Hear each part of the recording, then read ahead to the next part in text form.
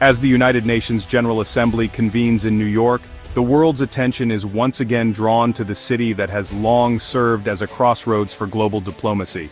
This year, however, the atmosphere is noticeably tenser than usual, as new political rifts threaten to overshadow the spirit of international cooperation that the UN was founded to uphold. The United States is now weighing unprecedented restrictions on delegations from Iran and Brazil, a move that has sent shockwaves through diplomatic circles and raised concerns about the future of open dialogue at the UN. These measures range from outright visa denials to strict limitations on the daily activities of foreign diplomats, representing a sharp escalation in American foreign policy tactics. Such actions are not just administrative hurdles, they are signals of a shifting global order, where access and participation can be wielded as tools of influence.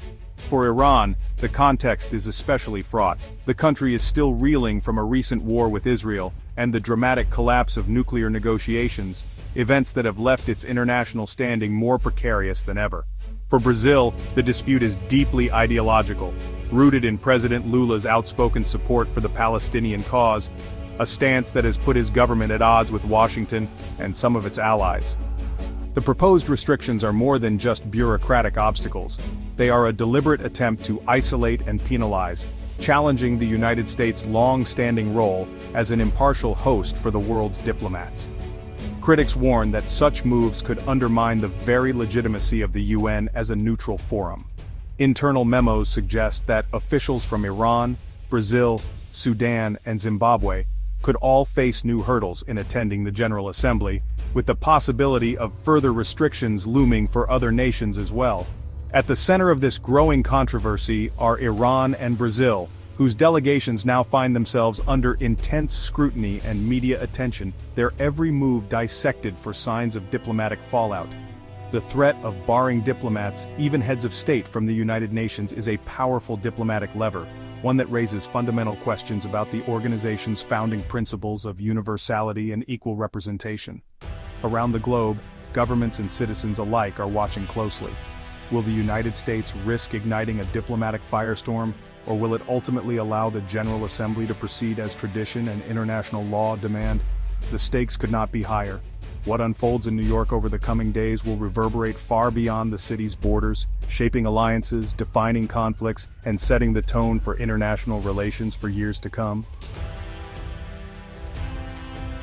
One proposal targets Iranian diplomats' daily lives: a ban on shopping at wholesale stores like Costco and Sam's Club without U.S. approval. These stores are vital for diplomats from sanctioned nations, offering bulk goods often sent home to Iran. The move is a calculated inconvenience, closing a loophole that lets diplomats bypass sanctions. The State Department may extend these rules to all foreign diplomats, signaling a granular approach to pressure. Iranian diplomats already face strict travel limits.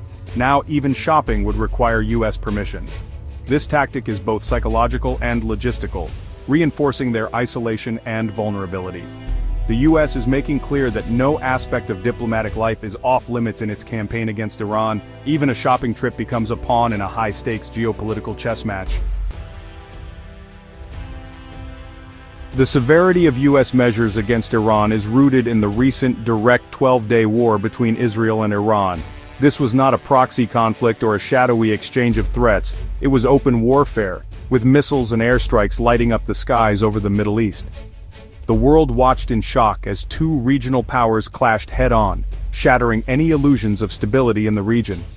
This conflict shattered nuclear negotiations, and saw the U.S. bomb Iranian nuclear sites, marking a point of no return. The destruction of key facilities sent a clear message: the era of patient diplomacy was over. The U.S., once a cautious mediator, now took direct military action, escalating tensions to unprecedented levels and leaving the international community scrambling for answers. Iran's uranium enrichment has long fueled suspicion, especially in Israel, which sees a nuclear Iran as an existential threat. For years, Israeli leaders have warned that a nuclear-armed Iran would destabilize the entire region, and now, those fears have erupted into open conflict. The world's attention is fixed on Iran's nuclear ambitions, and the stakes have never been higher. The June war was a violent manifestation of this anxiety, pushing the region to the brink. Cities were plunged into chaos, civilians fled their homes, and the specter of a wider war loomed over every border. The The psychological impact of the conflict has been profound, leaving scars that will last for generations. With diplomacy dead, the US is turning to isolation and pressure. Visa bans and shopping restrictions are just the latest tools. These measures are designed to squeeze Iran's economy and isolate its people, making daily life more difficult and sending a message that the world is watching and judging. These measures are not just diplomatic slights, they're a continuation of hostilities by other means. Every restriction, every sanction is a reminder that the conflict is far from over. The battle has simply shifted from the battlefield to the realm of international policy and daily life. The Trump administration is making it clear, Iran is to be contained and constrained at every opportunity. Through executive orders and public statements, the US is signaling its determination to limit Iran's influence, not just militarily but economically and diplomatically as well. The UN stage is now another front in this ongoing confrontation. Debates are heated, alliances are tested, and every speech is scrutinized for signs of escalation or compromise. The world's diplomats are now as much a part of the conflict as the soldiers on the ground. The message is unmistakable. There are consequences for Iran's actions both at home and abroad. As sanctions bite and protests grow, the world waits to see what the next chapter in this dangerous standoff will bring. The US's consideration of restrictions on Brazil, a major democracy and one of its largest trading partners in the Americas, has surprised many observers and diplomats alike. This move signals a dramatic shift in the tone of US foreign policy, raising questions about the future of relations between the two countries. Unlike the long-standing tensions with Iran, the rift between Brazil and the US is rooted in ideology. President Lula's left-leaning pro-Palestinian stance stands in stark contrast to the hardline nationalist approach of the Trump administration. This ideological divide has spilled over into public discourse, fueling protests in Brazil and heated rhetoric from both leaders. Trump's public threats to bar Brazilian officials from the United Nations have transformed what might have been a policy disagreement into a deeply personal confrontation. The world has watched as diplomatic protocol gives way to open hostility, with both sides refusing to back down. In response, the US has imposed steep tariffs on Brazilian goods, escalating the dispute from a war of words into a full-blown economic conflict. These tariffs threaten billions in trade and risk destabilizing markets in both countries, with ripple effects felt across the global economy. These aggressive moves are widely seen as punitive measures, targeting a government Trump views as an ideological adversary. At the same time, they serve to bolster his alliance with Brazil's right-wing former president Jair Bolsonaro, sending a clear message to other leaders in the region. The targeting of Brazil's UN delegation is especially symbolic. For decades, Brazil's president has had the honor of opening the General Assembly, a tradition that underscores Brazil's diplomatic stature and its role as a bridge between the global North and South. Denying Brazil this access would not only break with tradition, but would also be a profound diplomatic insult, one intended to humiliate Brazil on the world stage and diminish its influence in international affairs. Through these actions, the Trump administration is sending a stark warning: challenge US policy, and you'll pay a price, even if you're a long-standing partner and a fellow democracy. The world is left to wonder what this new era of confrontation will mean for global diplomacy. At the heart of US-Brazil tensions is the Israeli-Palestinian conflict.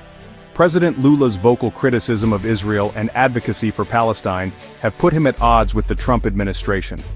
Lula's comparison of Israel's actions in Gaza to the Holocaust led to a diplomatic crisis, with Israel declaring him persona non grata. Brazil's push for humanitarian action at the UN, blocked by the US, highlighted the growing chasm. Trump's threat to bar Brazilian officials is a direct response to this activism. The message strong pro-Palestinian advocacy will be met with diplomatic consequences. The US is making clear that criticism of Israel comes at a cost, even for major democracies. In contrast to its hardline stance on Iran and Brazil, the Trump administration is opening the door to Syria. Travel restrictions on Syrian diplomats have been lifted, a notable shift after years of isolation. This follows the ousting of Assad and the rise of a new, less Iran-aligned government in Damascus.